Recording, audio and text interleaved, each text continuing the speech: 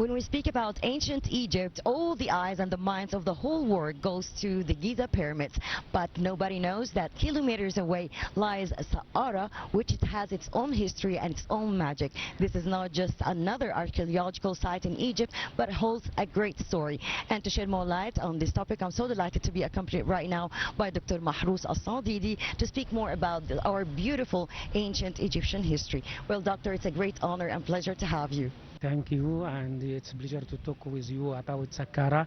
And Saqqara, one of the most impressive and interesting archaeological sites, not only for archaeologists, but for all tourists, because Saqqara is 3,500 years of Egyptian civilization, because it contains a lot of monuments dating back to 3000 BC up to 7th century after the Christ, and contain tombs from the first and second dynasty for kings and queens, and contain pyramid of Zoser, or iconic image of Saqqara, which is dating back 2,700 years ago.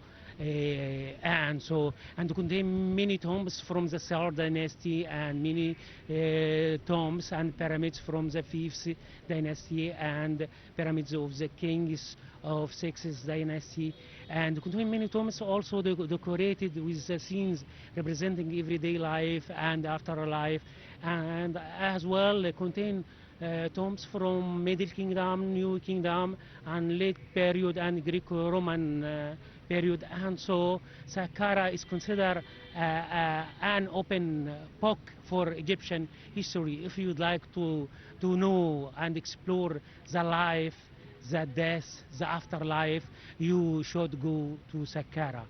Well, people, when we speak about Giza pyramids, we speak about Saqqara. It's just not that far from the Giza pyramids, right?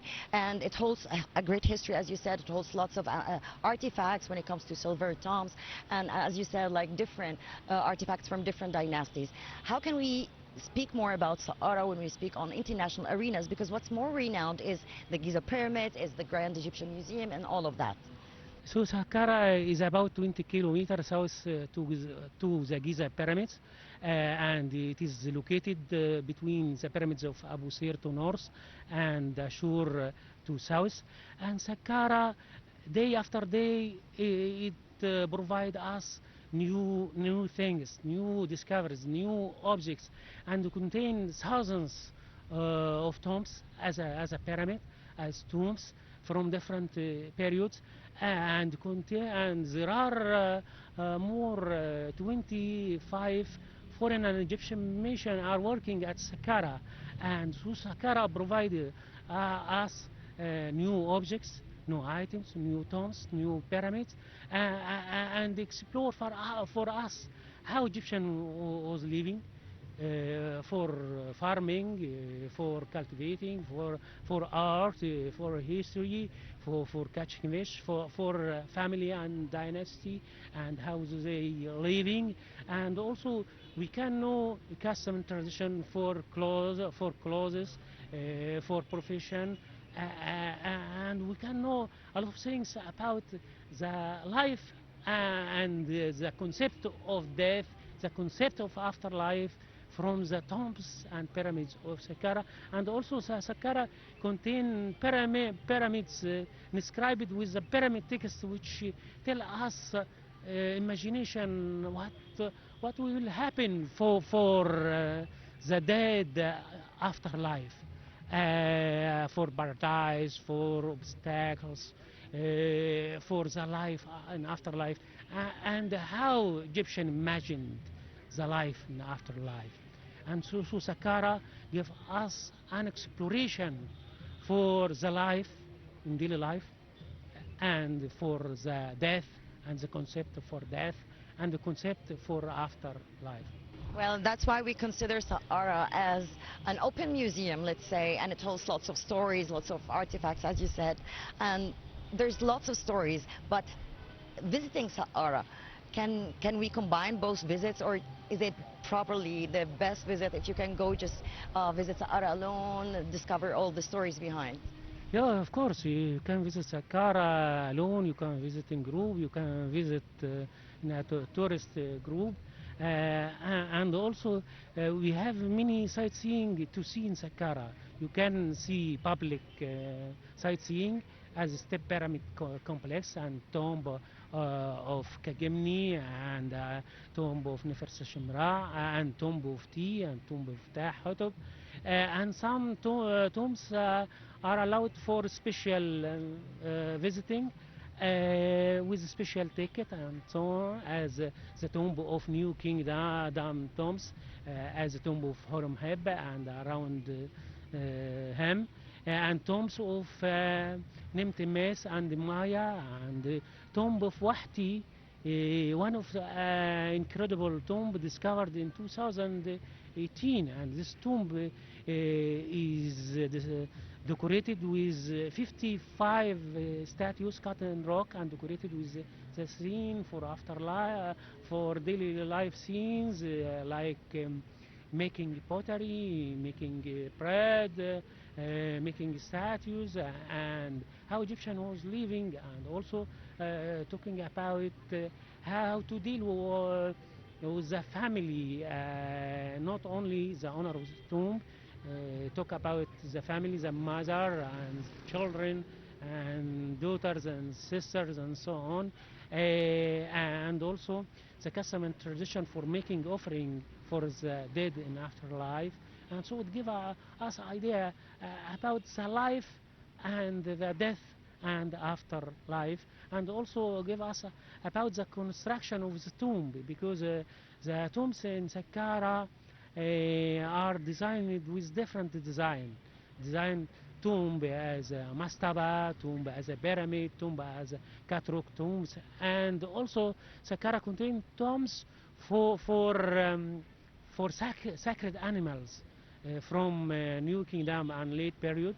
So Saqqara became also a cemetery for the sacred animal, as a pole Apis, as the mother of Apis, the cow Isis, Hathor, and also catacomb tombs for burying sacred birds as baboon, as falcon, as ibis, as lion calves. And so recently also we found a mummy for lion calf in Bupastion temple, and also there is a temple for god Anubis called Anubian, and we found thousands of mummified dogs and jackals, and also we found thousands of mummified cats in Bastion temple. And so Saqqara every day it gives us new idea, new concept about Egyptian culture and civilization.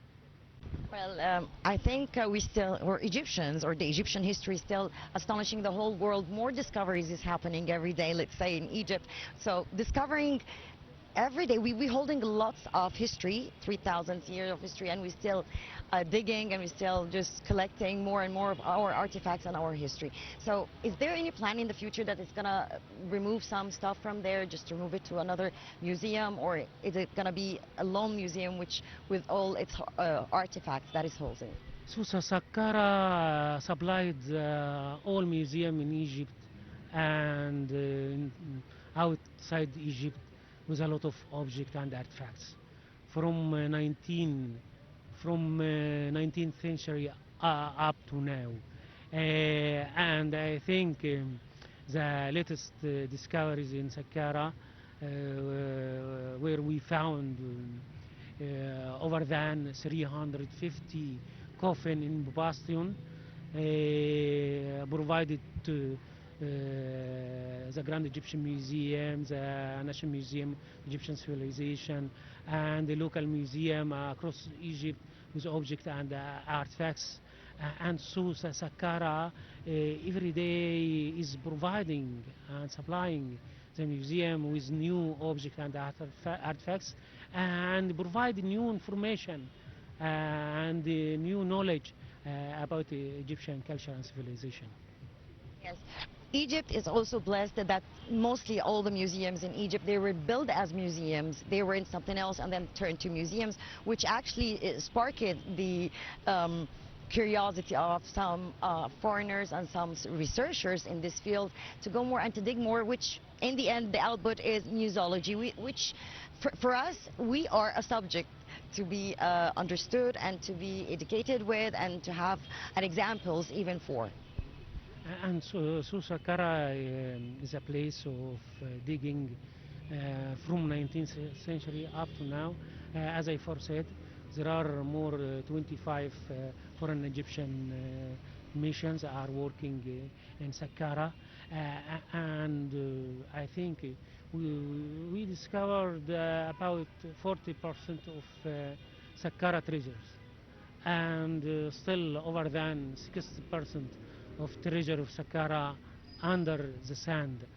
And so we discover every day new objects and new artifacts, new tombs. As example, not last year, so every day. So, and last year, Dr. Zay Hawass discovered in his site in Titi Cemetery a unique statue. Is a collective statue with 15 figures. It's dating back to the time of King Zoser. And also found 2 statues from the Third Dynasty. And found a tomb is dating back to the early time of the 5th Dynasty, related to the crown prince called Wasser Ifra.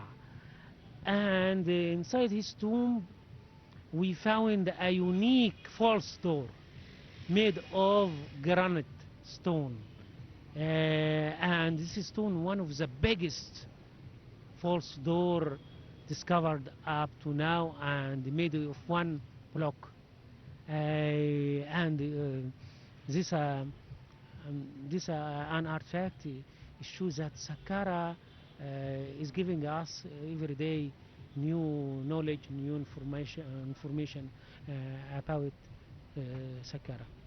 Right now, what we see even on social media, on different platforms, that different people from different part of the world, you're speaking about how accurate was the pyramid, how did they do so, what is this architecture and the engineering and the calculation. And what is astonishing about the ancient Egyptian civilization also is that there is the cut itself, as you said, this big stone and other stones. No way that they can be sculptured that way except for a very powerful laser something or rays. So I think this is very interesting also, that we still watching, we're still digging, and we're still searching for more. So I think all the world up to now is astonishing from the concept of Egyptian architect from a long time, from invention of the design of the pyramid, and as well the design of the pyramid, showing that Egyptian architect was very clever when decided the direction of the pyramid to the 4 cardinal direction, and how to define the direction of the pyramid to the 4 true direction: north, south, east, to the east, and also to decide the angle of the pyramid, and the tools which Egyptian used to design to help him to construct this pyramid, as well as how to cut stone, as example a granite stone, as example to cut a block from granite from Aswan weighing over than 60 tons as a sarcophagus of cerabium, and to cut and to load in a big ship from Aswan 1,000 kilometers and to move to Saqqara and to place inside tunnels. It shows that the Egyptian architect and makers was very clever to do that, and we don't know exactly how Egyptian managed to do that, and how Egyptian architect and workers lifted up all huge stones, as example, took the Great Pyramid to up to 146 meters. Blocks look like that. And so Egyptian architect from a long time up to now is very clever and is known over the world that he was a creative architect, innovative architect, innovative builders and so on. Yes, I guess our history is very special, not just because the artifacts that on a daily basis, like we found every day in our beautiful sands, either in Cairo or in Luxor on Aswan or here and there. But speaking also about the tombs that they did discover, it's something else. It's very special. It's not like other tombs that they did found in some places. And what also special is that the engraving and the sculpting and the colors and all of that. Yeah, so Egyptian from a long time ago documented everything about his life, and so he decorated their tombs with scenes for everyday life, about cultivating, hunting, catching fish, making bread, making pottery, and showing the relationship in the family, and also the custom tradition for afterlife and so on, and give us all of this, give us a technique for how to make a tomb and design, from cutting tomb, if he will cut in the rock, as the valley tombs, and some cut rock tomb in Saqqara decorated with incredible scenes, as the tomb of Wahdi that discovered in 2018.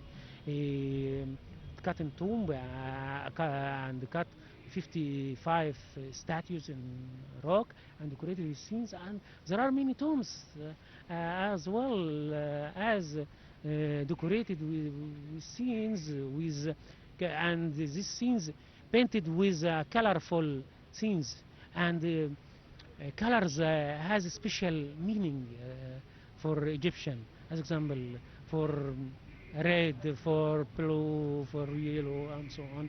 And we haven't time to tell you all the stories behind of colors, and so Egyptian didn't leave anything without explanation, without interpretation, and they help us to know everything about his life in every time, and also updating for every time, for every era, because the life is updating every time, and the Egyptian also updating his time. As example, when decorated the life during all the kingdom, he documented the life and the clothes and the style and jobs and so on. And when the life updated during Middle Kingdom and New Kingdom and Greco-Roman, also decorated the life as it is, and helped us to imagine and expect how they lived in every field. And so it is incredible thing. Before the invention of TV or documentary film and so on, Egyptian recorded for us many registers for his life, and so it is an incredible mind. We are very blessed. It's not just the stories behind the victories. It's not just the stories that shows the authentic family-wise, how does it go? Not just the colors that still actually shines up till now, and the bluish and the reddish, as you said, and all of that. I think any visitor will come. No, he's not just gonna enjoy some artifacts or some archaeological side, but it's the stories, as you said. It's even when they have the guide and they telling them the story of the gods and but what's behind the scene of where either Zoser or Imhotep, how he was incredibly unique in his time as a physician and as a also an architect. So we have a lot of stories to tell. I don't think that we are done yet. Yeah, of course, we have a lot of story behind Egyptian civilization, culture, and monuments. We have a lot of historical values, social values, religious values, scientific values, environmental values, and each values has a lot of attributes and properties, and I think Egyptian clarified everything about his life, his story, about everything, about the life, about the death, about afterlife, and so he didn't live anything without explanation, without interpretation. I think the Ministry of Tourism is doing a great job highlighting all the discoveries, even posting this on her page and on her website so people can search and look more for it. So we have lots of this cooperation even between the government, between the ministries, and between the nation, between the visitors. I think will lead Egypt to more steady steps in this sector. Well, Dr. Mahrous El Sanadidy, I would like to thank you so much for your insightful conversation. Thank you so much.